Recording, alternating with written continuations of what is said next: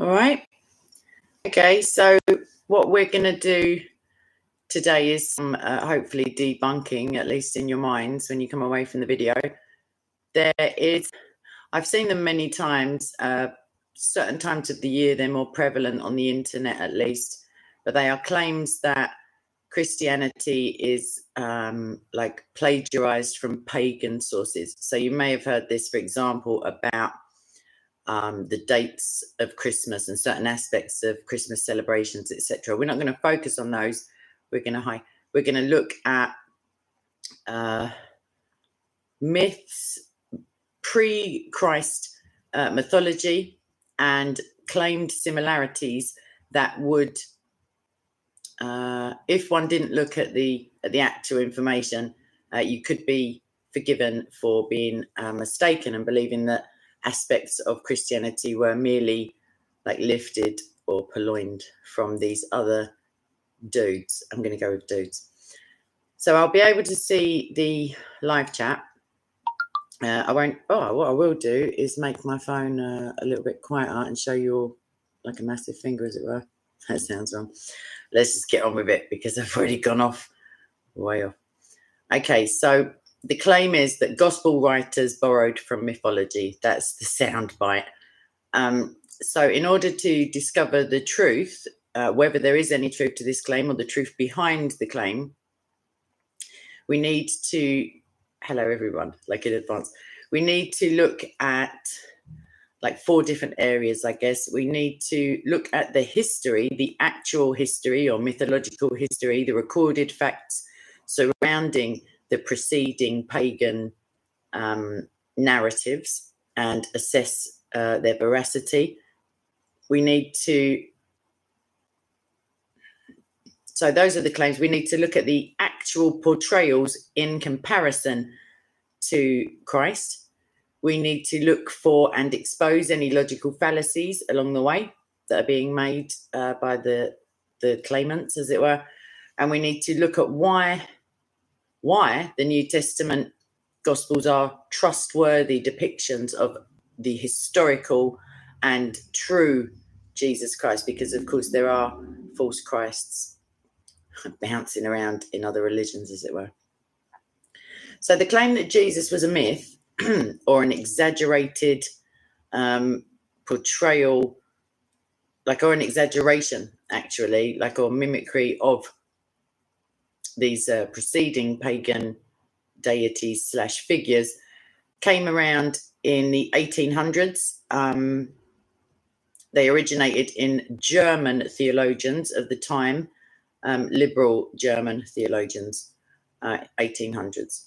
So in a nutshell, what they said was that Jesus was nothing more than a copy of fertility gods, you know, the dying and the rising again, etc., from various geological and chronological places, if that makes sense, like along the timeline, always preceding Christ, obviously, for the claim of plagiarism, and in various different cultures and locations. So Tammuz in Mesopotamia, Adonis in Syria, Attis in Asia Minor, and Horus in Egypt, off the top of my head.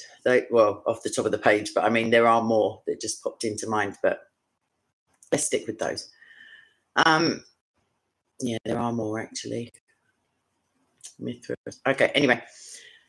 The fact is that none of the claims, none of the books containing the theories, the pseudo-intellectualized or theologized theories were taken serious at the time. Academics of the day didn't rush around, attacking the claims because they didn't take them seriously. That's something that's, I mean, it's relatively important. Obviously, new technologies and new means of assessing situations comes up, but at the time, at least, you know, it wasn't a big deal, as it were. The assertion that Jesus was just a recycled Tammuz, the Mesopotamian figure that I mentioned, was investigated by contemporary scholars and determined to be utterly false. So I guess they just, you know, thought, whatever. I don't know if scholars actually think like that. Hello, everybody else. So it's only more recently, I guess the advent of the internet is a blessing and a curse.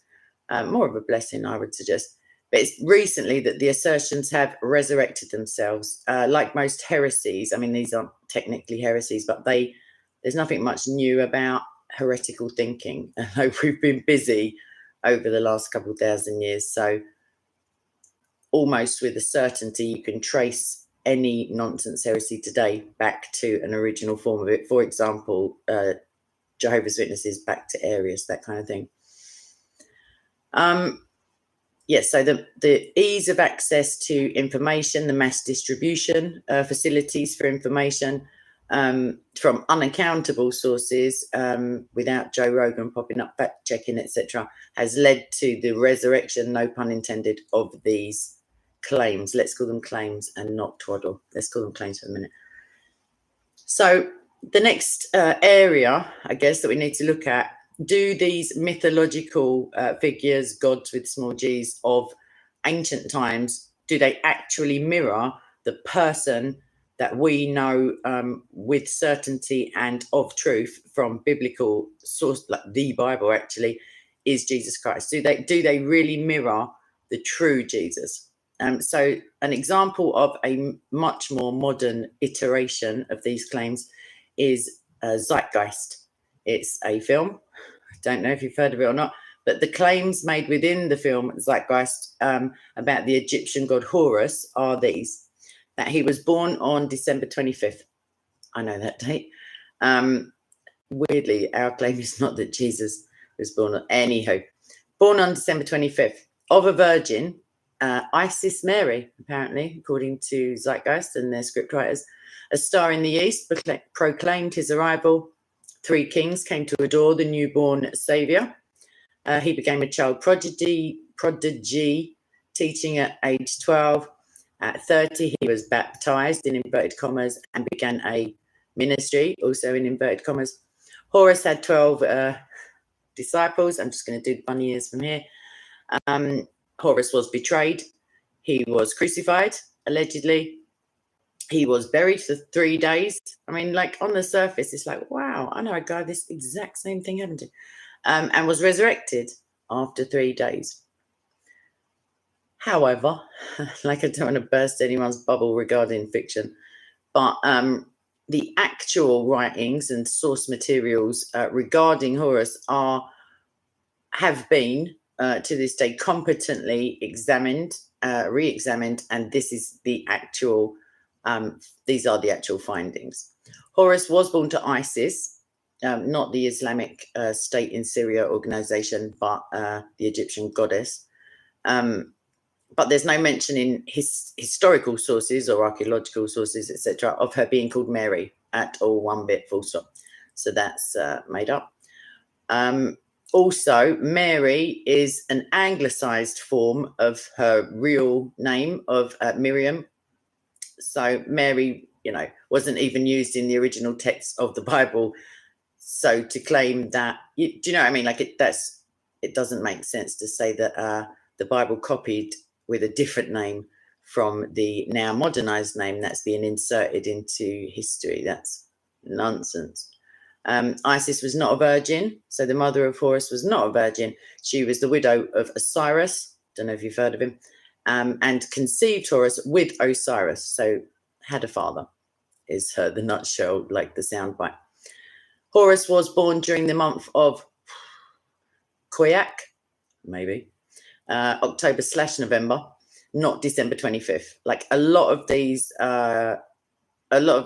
what's the word, contenders for the originator of the narrative have December 25th for a birthday. I don't know why, because very, very few, I would imagine, Christians claim that his actual date of birth was the 25th of December. There's no mention, like in the Bible, for example, as to his actual birth date.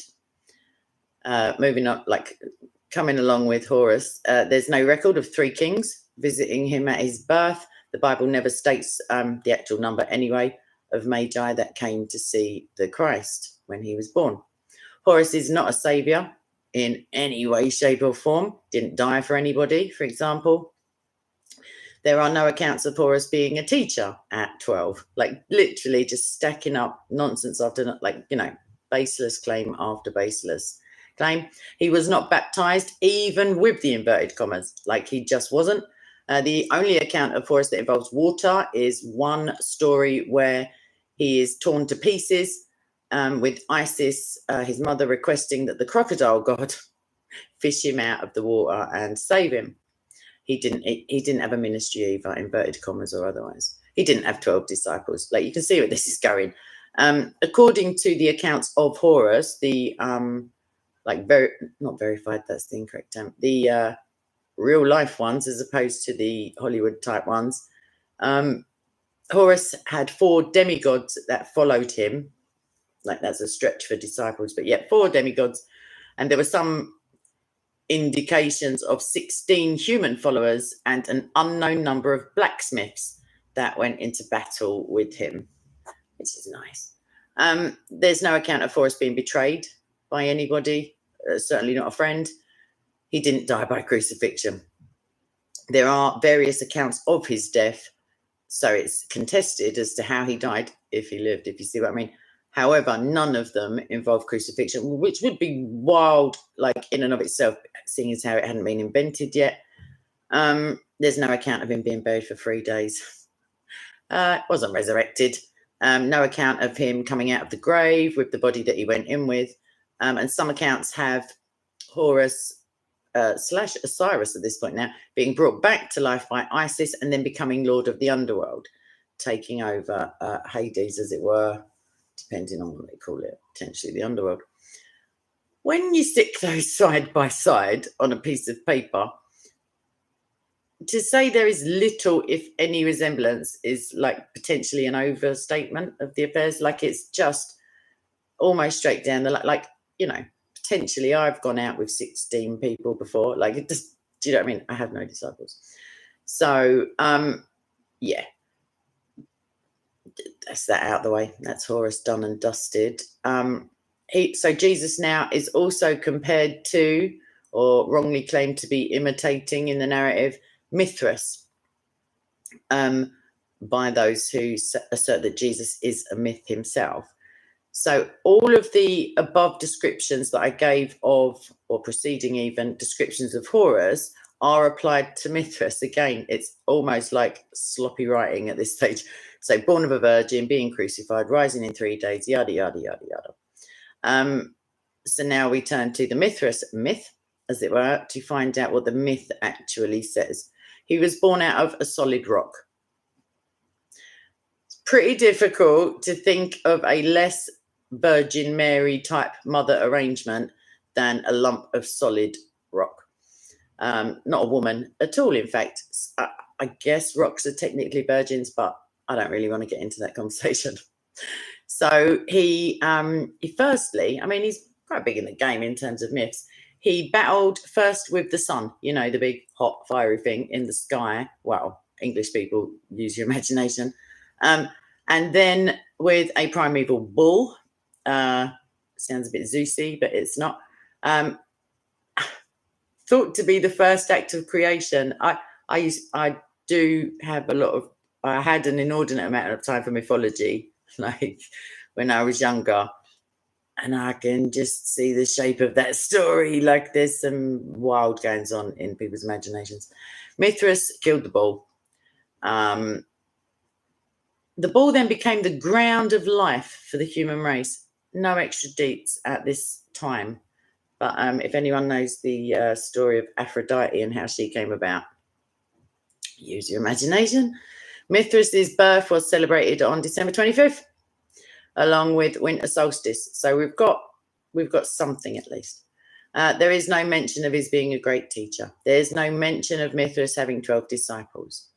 The idea of him having 12 disciples may have come from a mural in which he's surrounded by the 12 signs of the zodiac, like astronomy type stuff. Astrology. I do apologize to any astronomers. Mithras had no bodily resurrection. When he completed his earthly mission, he was taken to paradise in a chariot. He was still alive and kicking at the time. I don't know if he kicked, I just made that bit up, but he was still alive, as alive as a myth can be. when he ascended, as it were, or when he got a lift. What else? Tertullian, you've heard of him. He's an early Christian writer. He did write about Mithraic cultists, so people who followed this, like pagan, this cult, reenacting resurrection scenes. However, this obviously occurred well after the New Testament was in existence for Tertullian to be observing these things. So if any plagiarism was being done at that time, we can just posit that claim back at the door of the cultists. More examples of pagan myths and demigods, etc., could be given of Krishna, Attis, Dionysus, and other mythological small g gods. However, take my word for it, but I do have a little flashcard thingy that I guess I could share somewhere. It's all the same results. It's just like a nope, and a big fat nope. Ultimately, our historical Jesus, as portrayed in the Bible, is unique in terms of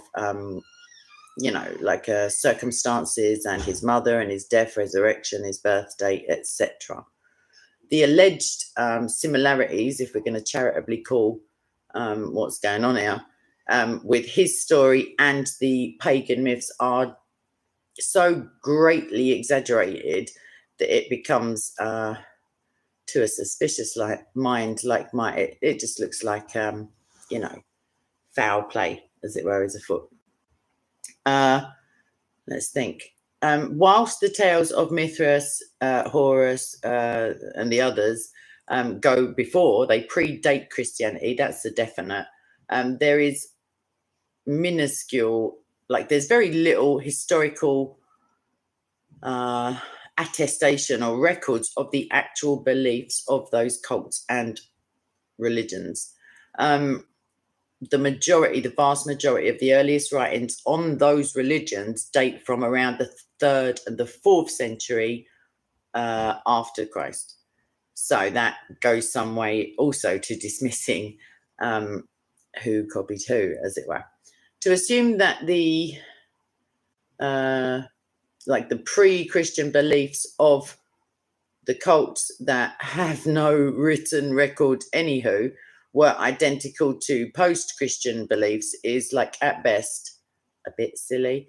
A more logical approach would be to attribute any, potentially all similarities, any, not all of them, between those religions as the other way around, as Christianity coming around and being copied, as it were, or plagiarized, especially the teachings.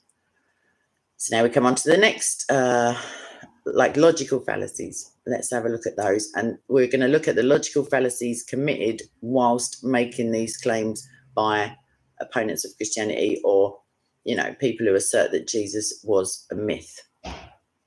Or at least those that claim he borrowed from the mystery religions.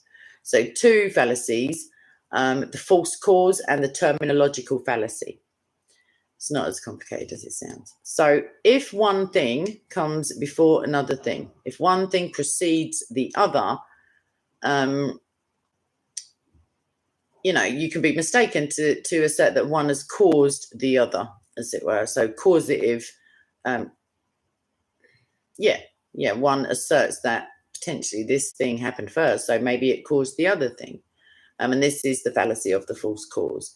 So an example is if, roosters may very well crow before the sun rises every morning, wherever they are. They're not near me.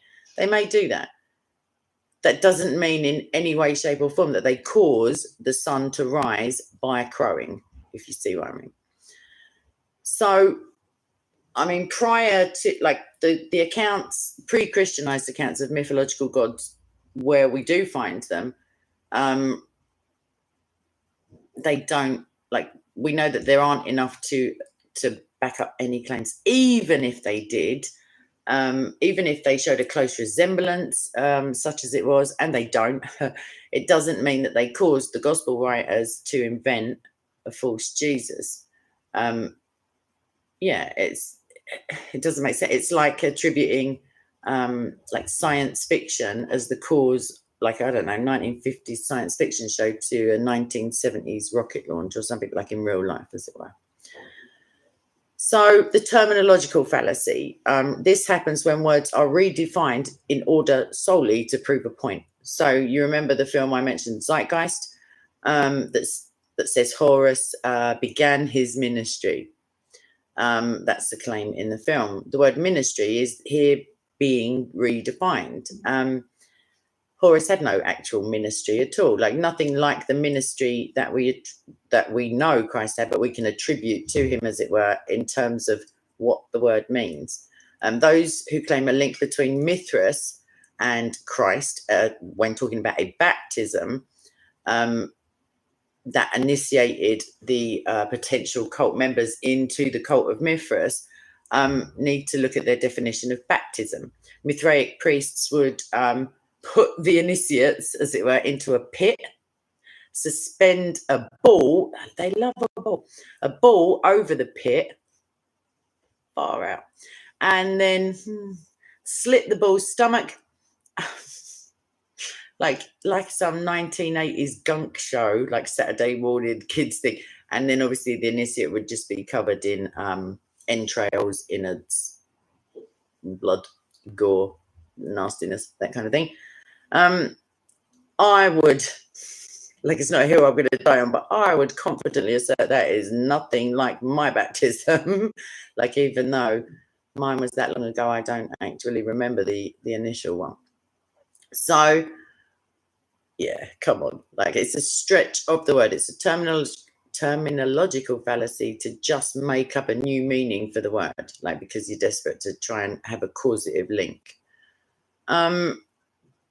Because, I mean, Christian baptism, when we think of it, is either being submerged fully or partially in water to symbolize the death of Christ, and then re-emerging or coming out of the ceremony even,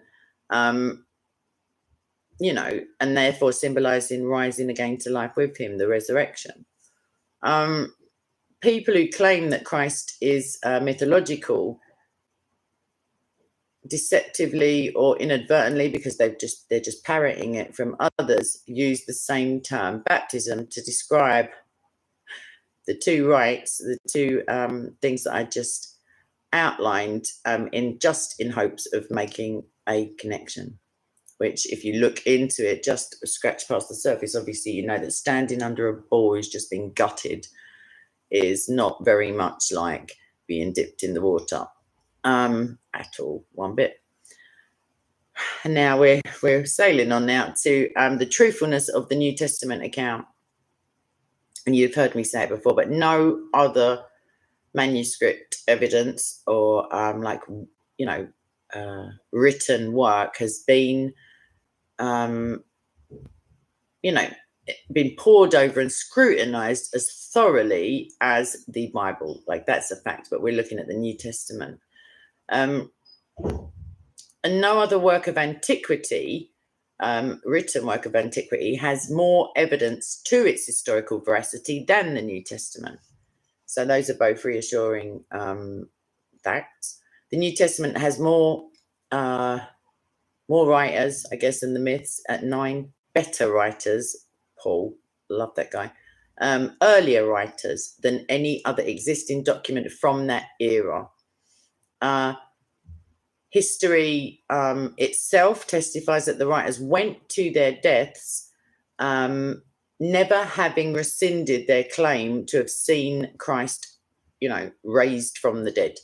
None of them recanted, even under horrific torture. None of them. I mean, all of them went to pretty distressing deaths, other than John. However, none of them recanted. And it's been said many, many times, but, to die for a life, you can falsely claim something, you can bang a drum for it, you can go around knocking on people's doors, like getting on their nerves, whatever. To actually die for something you fully know is nonsense is very, it would be very psychologically unusual, unless the person was suffering a delusion whereby they did not think it was false, if you see what I mean. Think of it. If you were threatened to be nailed up on a cross, and all you had to do to save yourself was say, nah, not really, bro. Like, do you know what I mean? Like, something powerful, obviously the Holy Spirit, whatever, compelled them to stick to the gospel and the truth, because to die in him is to live, as it were. Coming around to the end of like this section, as it were. So history has shown that it takes at least like 50-ish years, 2 generations before a myth can enter an historical account. Because as long as there are eyewitnesses, and of course life expectancy was, well, not, I won't say biblical times because some of it was really high, but at the time of the New Testament being compiled, life expectancy was shorter, certainly for the gospel writers. But yeah, so it takes some time. You can't have eyewitnesses milling around going, nah, it never happened, or whatever. When you're trying to get a myth into an historical account, you can't have these pesky eyewitnesses around at the time and still alive, because errors can be refuted, and the establishment of mythology can be exposed as twaddle. So all the Gospels were written during the lifetime of the eyewitnesses. There were many, many eyewitnesses to the resurrection. Some of Paul's letters were as early as AD 50, which is 17 years after Jesus, as it were. And the thing is, with Paul's letters, he's already speaking to people who have either seen or believe as he believes. Contemporary eyewitnesses, like, he appeals to them in 1 Corinthians 15:6 to verify his testimony. So you wouldn't ask, you know what I mean? Like, you wouldn't ask somebody who knew you were talking nonsense to verify on your behalf. The New Testament claims and attests to the fact that within the century in which Christ lived and died, he wasn't mistaken for any other god, if you see what I mean. Or Jews were picking up stones left, right, and centre, but no other cults were getting involved going, all right, you claiming to be Horus? Like, it just didn't happen. When Paul got to Greece, when he preached in Athens, the big thinkers, as it were, of the city said he seems to be a proclaimer of strange deities, because he was preaching Christ and the resurrection. And they took him and brought him to Areopagus, saying, may we know what this new teaching is which you are proclaiming, for you are bringing some strange things to our ears. So we want to know what these things mean. They liked thinking about stuff and debating stuff, as opposed to stoning people to death. And sorry, not that bit, but the preceding bit that I just said is Acts 17:18-20. So if Paul was just like digging up stories of Horus and Mithras, etc., the Athenians, for one, would have known. Like, they would have gone, because they liked discussing these things. They would have had some clue that it was just rehashed, recycled stuff, because they say this is some new and strange teaching, meaning it hasn't reached them yet. And if like from the nature religions, like, or cults, if dying and rising gods were like so 10 a penny in the first century, why, when Paul preached Jesus being risen from the dead, did the Epicureans and the Stoics not just say, oh, what, you mean like Mithras and that Horus? Like, no one said, oh, do you mean like that? Nothing. No recognition of this claimed plagiarism. Wrapping all that up, I'd like to, for non-Christians even, none of that, like, apart from my, stuff from the New Testament, just the logical fallacies and the fact that these claimed similarities don't exist, doesn't mean that Christ did exist, if you see what I mean. It's not a direct refutation of the claim that Christ is mythological. It's a refutation of the claim that his mythology is just lifted from other pagan sources. And the claim that Christ is just a copy originated, like I said initially, with authors like German theological works of the 1800s, who were and have been since then discounted by academia. Obviously, we don't look to academia for validation of like of our faith, but that's the case. They've been dismissed by everyone except certain websites, or like they just come around in emails or wherever you end up seeing these pictures, mostly with the little nonsense information next to them. They also contain the logical fallacies that I outlined. They don't compare one tiny bit to the Gospels, which are beautiful. Also, the New Testament has been scrutinized above and beyond, what's actually necessary or what's been the scrutiny given to other religious texts. And that's 2,000 years worth of intense scrutiny. And they've stood up to the test of time. The parallels or the alleged parallelism between these other small g gods and Christ literally evaporates in front of your eyes once you just have a look. And even the Jesus is a myth theory, if we can call it that, relies on very selective descriptors, having words redefined, as I said, false assumptions, logical fallacies, sensationalism, ill intent, one could claim.